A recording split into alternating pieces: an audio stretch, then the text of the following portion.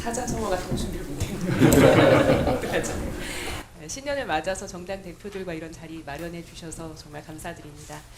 소통으로 통합의 힘을 만들고자 하시는 대통령님의 뜻에 깊이 공감합니다.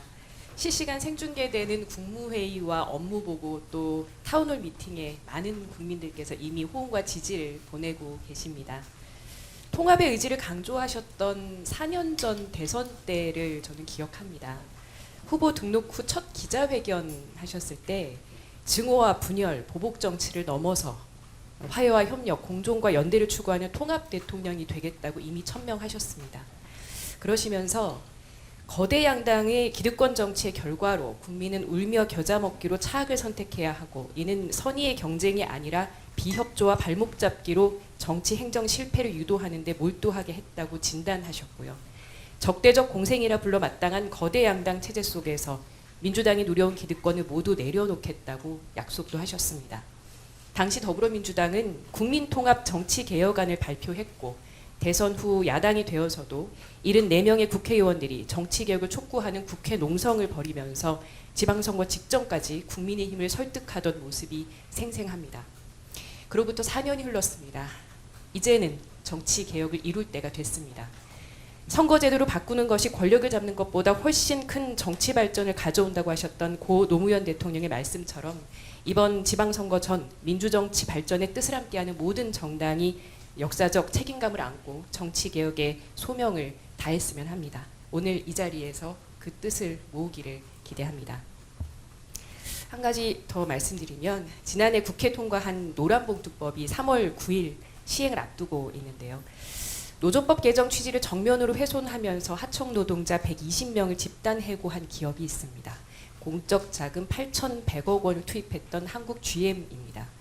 지난 1일부터 전국의 직영 정비센터 폐쇄까지 이어지니까 GM의 한국 시장 철수를 위한 수순 아니냐는 의심이 거치지 않고 있습니다. 노조를 결성했다는 이유로 일터에서 쫓겨난 노동자들이 고용노동부의 역할을 기다리며 한겨울 농성을 이어가고 있는데요. 정부의 개입을 요청드립니다. 끝으로 행정통합 관련해서도 의견 드리겠습니다. 지역균형 발전은 절실한 목표라는 것에 동의합니다. 그러나 양질의 일자리 창출과 산업 육성 정책이 동반되지 않는다면 통합은 형식에 그칠 수도 있습니다. 통합 추진 과정에서 또 다른 소외 지역이 생겨서도 안 될 것입니다. 충분한 정보 공개와 실질적인 주민 의견 수렴, 지역 간 이해관계를 조정하는 민주적 절차가 선행돼야 함도 강조드리고 싶습니다. 이 밖에도 오랜 수건인 시민참여 개헌을 비롯해서 정부와 국회, 시민사회가 함께 머리 맞대고 풀어야 할 숙제들이 너무나 많습니다. 진보당은 대전환의 시대를 열어내는데 진보 야당으로서의 역할을 책임있게 해내겠습니다.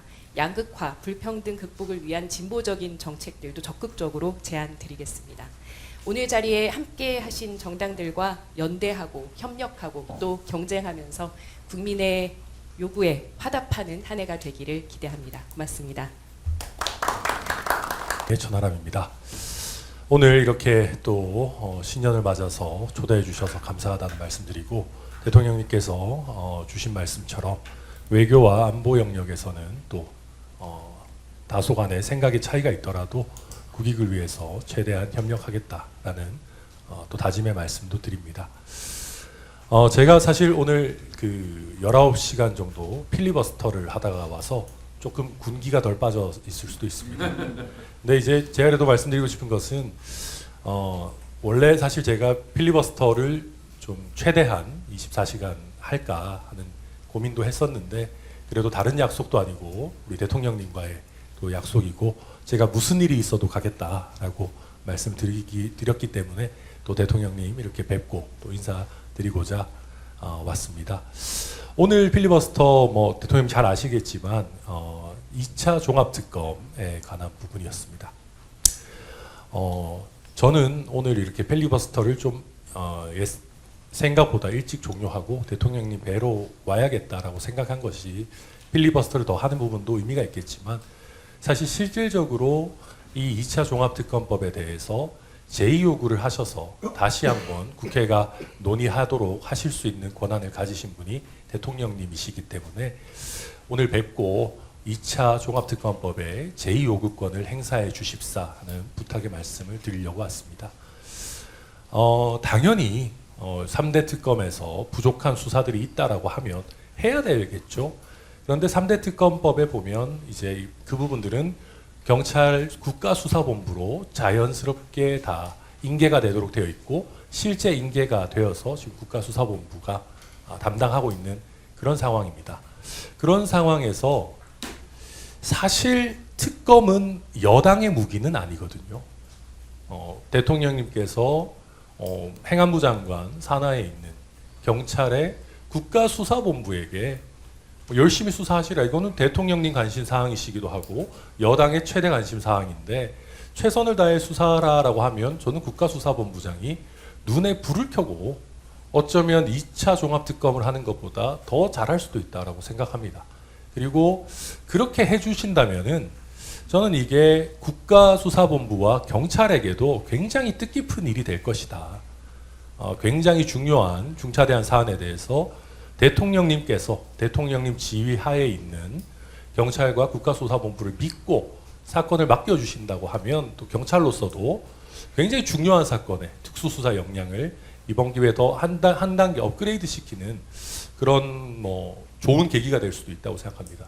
기존에 검찰개혁 뭐 여러 논의들이 있을 때 수사기소 분리 같은 게 있을 때 검찰의 수사 역량을 강조할 때 대통령님께서도 그렇고 민주당에서도 무슨 소리냐 경찰도 수사하면 잘할 수 있다 그런 말씀들 많이 해주셨었는데 저는 이번 기회에 여당이 죽은 권력을 부관 참시하기 위해서 특검을 재차하는 이런 나쁜 선례를 만들기보다는 필요하면 특검에서 활약했던 국가수사본부의 수사관들 그리고 뭐 특검에 파견 나갔던 검사들도 합쳐서 뭐 합동수사본부를 만드셔도 되지 않겠습니까? 그렇게 한다면 오히려 2차 뭐 특검을 하는 것보다 더 효율적이고 또 뭐 비용도 훨씬 적게 드는 인건비를 아끼면서 이게 뭐 돈의 문제보다도 국가 예산을 또 허투루 쓰지 않는 그런 대통령님의 중요한 모습도 보여주실 수 있다고 생각하고요.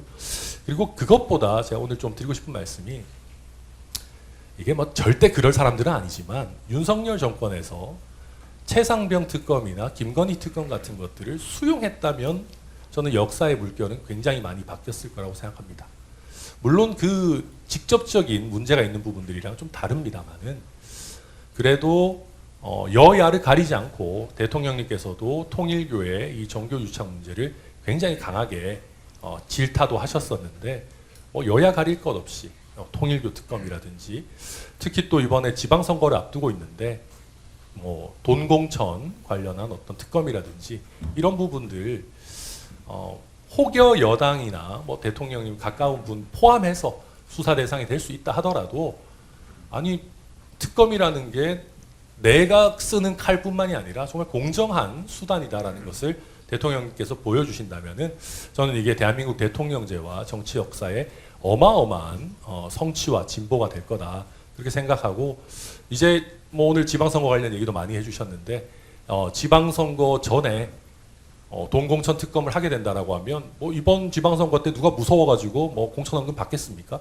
한국 역사상 가장 깨끗한 지방선거를 이번에 치러내는데도 도움이 될 수 있다라는 말씀 드려서 우리 대통령님께서 이게 특검이 공정하게 잘 사용될 수 있도록 좀 살펴봐 주시기를 부탁드리고 그리고 마지막으로 오렌지색도 고려해 주시겠다라고 하신 말씀 진심으로 감사드리고 저희가 아무래도 좀 젊은 세대들의 이런 또 지지나 관심을 많이 받고 있는 정당이니만큼 요즘 청년 세대들 뭐 AI니 뭐니 해서 쉬었음 청년이니 해서 정말 어렵습니다. 요즘 정년 연장 논의도 있고 뭐 다양한 부분들이 있지만 굉장히 어렵고 꿈과 희망을 하루하루 더 낮춰가고 있는 우리 청년 세대에게도 꼭 많은 관심과 지원을 부탁드린다는 말씀드립니다. 오늘 너무 감사합니다. 여기서도 필리버스터